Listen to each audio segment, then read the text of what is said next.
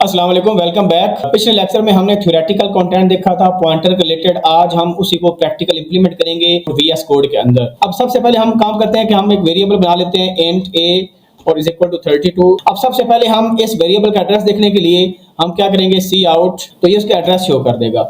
अगर इसको हम चेक करें कि a का क्या एड्रेस आ रहा है, तो मैंने ये रन किया, आप देखें ये इसका हेक्साडेसिमल में एड्रेस शो हो रहा है। अब हम क्या करेंगे, इस एड्रेस को स्टोर करने के लिए पॉइंटर बनाएंगे। पहले हम सिंपल चेक करते हैं क्या ये एड्रेस किसी और वेरिएबल में स्टोर हो सकता है। फॉर एग्जांपल लिखते हैं int ptr_a। ये सिंपल वेरिएबल है, it is not a pointer variable, क्योंकि पॉइंटर के लिए स्टैटिक लगता है। अब सिंपल अगर ये नोट करें, मैं लिखता हूं m%a, तो चेक करने के लिए कि क्या एक सिंपल इंटीजर वेरिएबल स्टोर हो सकता है। तो यहाँ पर देखिए रेड कलर आ गया, इसका मतलब है ये प्रॉब्लम है। अब रन करके देखें इसको, तो यहाँ पर देखें क्या आ गया, इनवैलिड कन्वर्जन। तो वो कह रहा है कि आपको पॉइंटर टू इंटीजर बनाना चाहिए, जो कि आप नहीं बना रहे हैं। तो हम क्या करेंगे, यहाँ पर पॉइंटर बनाएंगे। तो अच्छा, पॉइंटर बनाने के लिए आप बेशक स्टैटिक यहाँ पर लगा दें या आप स्टैटिक सेंटर में लगा दें, इट डजंट मैटर। देखिए ऑटोमेटिकली उसने रिमूव कर दिया। अब दोबारा रन करें तो the code is perfectly fine. अब अगर ये पॉइंटर जो बनाया हमने, ये अगर हम लेट्स सपोज इधर से खत्म करके सेंटर में लगा दें पॉइंटर और फिर रन करके देखते हैं, कोई फर्क नहीं आया।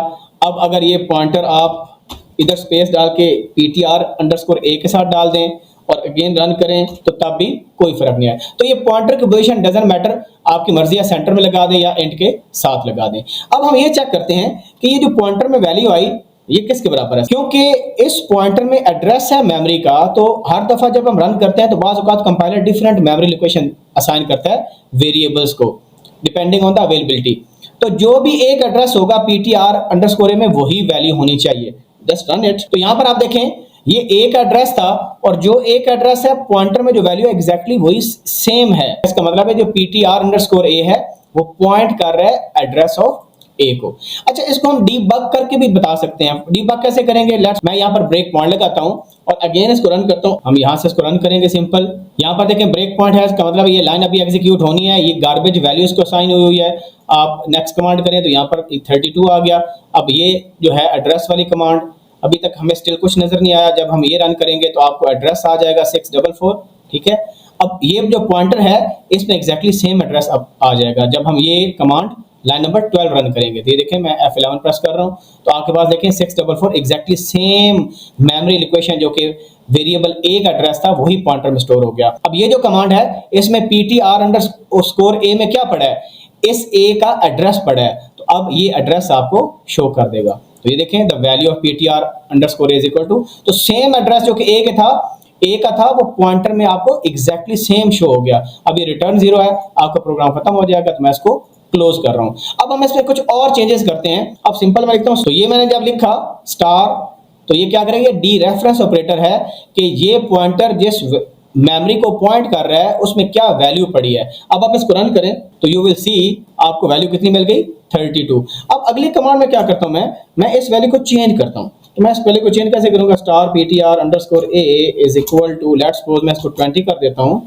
अब दोबारा एग्जैक्टली अगर मैं सेम कमांड लिखूं, ये मैं कॉपी कर लेता हूं और यहां पर मैं कंट्रोल V कर लेता हूं और यहां पर हम लिखते हैं अपडेटेड। ओके, तो अब आप देख रहे हैं ये अपडेटेड वैल्यू ए की कितनी शो कर रहा है, 20 शो कर रहा है।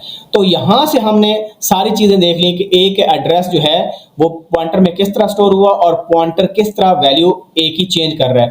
आप बेशक अगर ए को डिस्प्ले करना चाहें, ये देखें ए की वैल्यू भी 20 आ गई।